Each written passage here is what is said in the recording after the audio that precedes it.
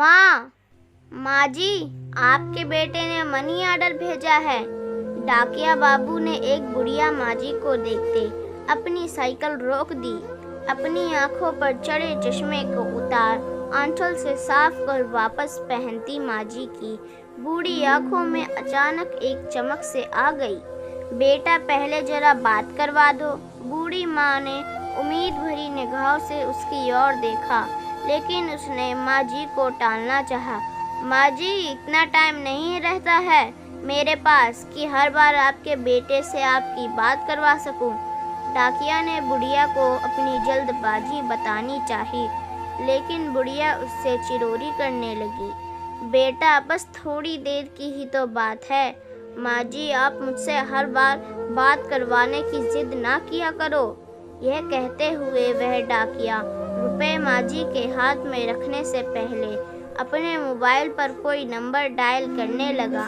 लो माँ जी, बात कर लो, लेकिन ज़्यादा बात मत करना, पैसे कटते हैं। उसने अपना मोबाइल बुढ़िया के हाथ में थमा दिया।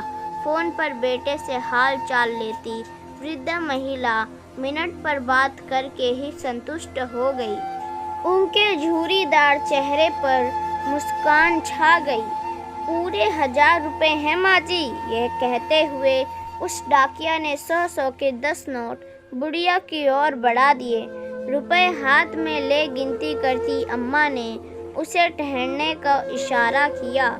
अब क्या हुआ माँ जी? यह 100 रुपए रख लो बेटा। क्यों माँ जी? उसे आश्चर्य हुआ। हर महीने रुपए पहुँचाने के साथ साथ मेरे बेटे से मेरी बात भी करवा देते हो, कुछ तो खर्चा होता होगा ना? अरे नहीं माँ जी, रहने दीजिए। वह लाख मना करता रहा, लेकिन बुढ़िया ने जबरदस्ती उसकी मुट्ठी में 100 रुपए थमा दिए और वह वहाँ से वापस जाने को मुड़ गया। अपने घर में अकेले रहने वाली वृद्धा महिला भी उसे ढेरों आशीर्वाद देती अपने देहरी के भीतर चली गई। डाकिया अभी कुछ कदम ही वहाँ से आगे बढ़ा था कि किसी ने उसके कंधे पर हाथ रखा। उसने पीछे मुड़कर देखा तो उस कस्बे में उसके जान पहचान का एक चेहरा सामने खड़ा था। मोबाइल फ़ोन की दुकान चलाने वाले रमेश को सामने पाकर वह हैरान हुआ। भाई साहब, आप यहाँ कैसे? आप तो अपनी दुकान पर होते हैं। हाँ, मैं यहाँ किसी से मिलने आया था, लेकिन मुझे आपसे कुछ पूछना है। रमेश की निगाहें उस डाकिये के चेहरे पर टिक गई।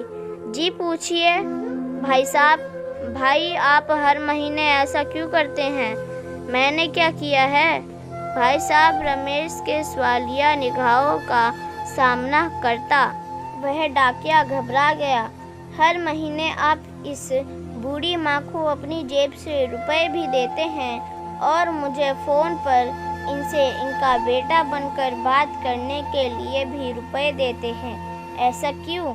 रमेश का सवाल सुनकर डाकिया थोड़ी देर के लिए सकपका गया, मानो अचानक उसका कोई बहुत बड़ा झूठ पकड़ा गया। लेकिन अगले ही पल उसने सफाई दी। मैं रुपए इन्हें नहीं बल्कि अपनी माँ को देता हूँ। मैं समझा नहीं। उस डाकिये की बात सुनकर रमेश हैरान हुआ, लेकिन डाकिया ने आगे बताया, इनका बेटा कहीं बाहर कमाने गया था और हर महीने अपनी माँ के लिए 1000 रुपये का मनी ऑर्डर भेजता था। लेकिन एक दिन मनी ऑर्डर की जगह इनके बेटे के एक दोस्त की चिट्ठी इन माँ जी के नाम आई थी। उस डाकिये की बात सुनते रमेश को जिज्ञासा हुई। कैसी चिट्ठी? क्या लिखा था? उस चिट्ठी में संक्रमण की वजह से उनके बेटे की जान चली गई। अब वह नहीं रहा। फिर क्या हुआ भाई? रमेश की जिज्ञासा दुगनी हो गई, लेकिन डाकिये ने अपनी बात पूरी की। हर महीने चंद रुपयों का इंतज़ार और बेटे की कुशलता की उम्मीद करने वाले इस बुढ़िया को यह बताने की मेरी हिम्मत नहीं हुई।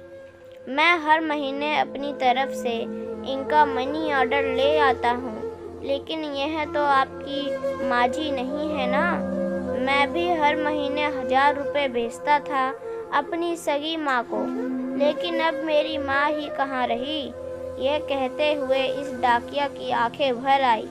हर महीने डाकिया से रुपए लेकर उस माँ से उनका बेटा बनकर बात करने वाला रमेश उस डाकिया का एक अजनबी माँ के प्रति आत्मिक स्नेह देख एकदम निशब्द रह गया। दोस्तों, उम्मीद करती हूँ कि यह कहानी आपको पसंद आई होगी। अगर पसंद आई हो तो कृपया लाइक और सब्सक्राइब करें। धन्यवाद।